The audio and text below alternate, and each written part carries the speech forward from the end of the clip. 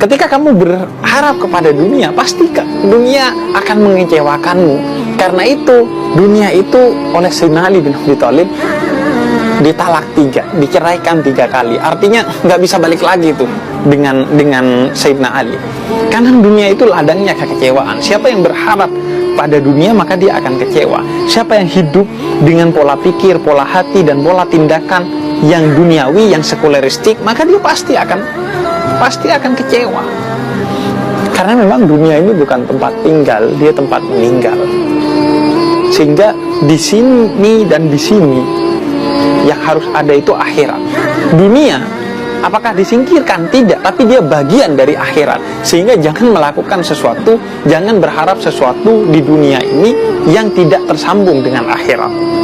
Maka itulah yang menyebabkan kita kecewa. Tapi orang yang betul-betul dia hanya berharap kepada Allah, dia tidak akan pernah kecewa.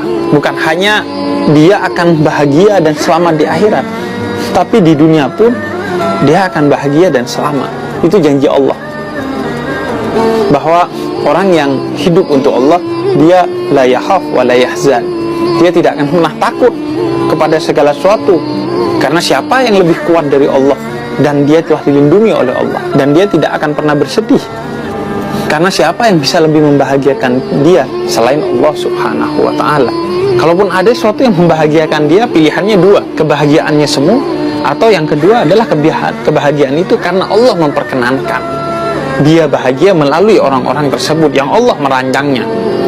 Bagaimana kisah seorang penjual roti yang ingin ketemu dengan Imam Ahmad ibn Hanbal, tapi gak punya biaya untuk pergi ke tempat Imam Ahmad ibn Hanbal karena jauh. Allah menggiring Imam Ahmad sehingga pengen pergi ke kota di mana tukang roti ini tinggal, tanpa Imam Ahmad tahu kenapa saya harus ke sana. Hingga akhirnya Imam Ahmad bahkan tinggal bermukim di rumah orang itu, tanpa orang itu sengaja, bahkan tanpa orang itu tahu. Hingga di malam hari baru berkisah, oh ternyata itulah Imam Ahmad. Allah Akbar, kata dia. Jadi fokus kepada Allah Subhanahu wa ta'ala. Karena itu kita diajarkan dalam sholat kita, inna sholati wa nusuki wa mahyaya wa mamati lillahi rabbil alamin. Hidup saya, mati saya, semua yang saya lakukan ini hanya untuk Allah. Harapan hanya untuk Allah. Sebagaimana rasa takut kita hanya untuk Allah. Karena itu kita hidup di antara al-khauf, rasa takut, dan roja, harapan hanya kepada Allah Subhanahu wa ta'ala. Maka dari itu kemudian masih ada saja yang bertanya, Bib, saya sudah berharap hanya kepada Allah dengan hanya berdoa kepada Allah, tapi doa pun saya kadang kecewa, atau bahkan sering kecewa. Kenapa doa saya tidak terkabulkan? Kata Yahya bin Mu'ad Ar-Razi, salah seorang ulama besar, jangan pernah berkata bahwa doamu tidak dikabulkan oleh Allah Subhanahu wa ta'ala, tapi introspeksilah pada dirimu. Apa penyebab yang menyebabkan doa itu tidak terkabul? Sesungguhnya itu ada di dalam dirimu. Karena kalau Allah telah berjanji dalam beberapa ayatnya. Misalnya Allah katakan, ud'uni astajib lakum, berdoalah kepada aku, maka pasti niscaya aku kabulkan. Bahkan dalam ayat yang lain Allah katakan, wa idza sa'alaka ibadi anni fa inni qarib ujibud da'watad da'i idza da'ani. Saya ini dekat dengan kamu, kata Allah, maka saya akan menjawab semua keluh kesah, kekecewaan, harapan, dan doamu. Tapi yang sering menjauh adalah kita. Misalnya pernah seorang tukang cukur sedang mencukur, kemudian dia katakan, Tuhan itu gak ada.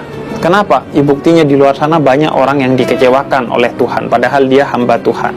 Mereka terkena bencana, kehausan, kelaparan, sakit, dan lain sebagainya. Orang yang dicukur ini diam. Kemudian ketika selesai, orang yang dicukur ini kembali bersama orang yang gondrong, dan dia berkata begini, tukang cukur itu gak ada. Lah, kata tukang cukur itu, baru saja kamu cukur ke seorang tukang cukur, yaitu saya. Kata dia, buktinya ini ada orang gondrong. Kemudian kata tukang cukur itu, ya dia gondrong karena tidak pergi kepada saya untuk dicukur. Kemudian kata dia, begitulah juga kita. Kita kecewa karena kita tidak pergi kepada Allah, sehingga kita merasa Allah itu tidak ada. Maka introspeksi diri ketika doa kita tidak terkabulkan. Karena dalam hadis riwayat Imam Bukhari, ada seseorang yang dikatakan oleh Nabi, doanya tidak terkabul karena tubuhnya, ucapannya, tangannya, pakaiannya itu penuh dengan keharaman. Perutnya, isi pikirannya, matanya diisi dengan hal-hal yang haram. Maka kemaksiatan, hal-hal yang haram itu akan menghalangi dosa kita, akan menjauhkan Allah dari diri kita jika kita tidak kunjung bertaubat. Karena itu kita diminta untuk cepat-cepat bergegas dalam taubat itu, agar kita kembali dekat kepada Allah Subhanahu wa taala, sehingga doa kita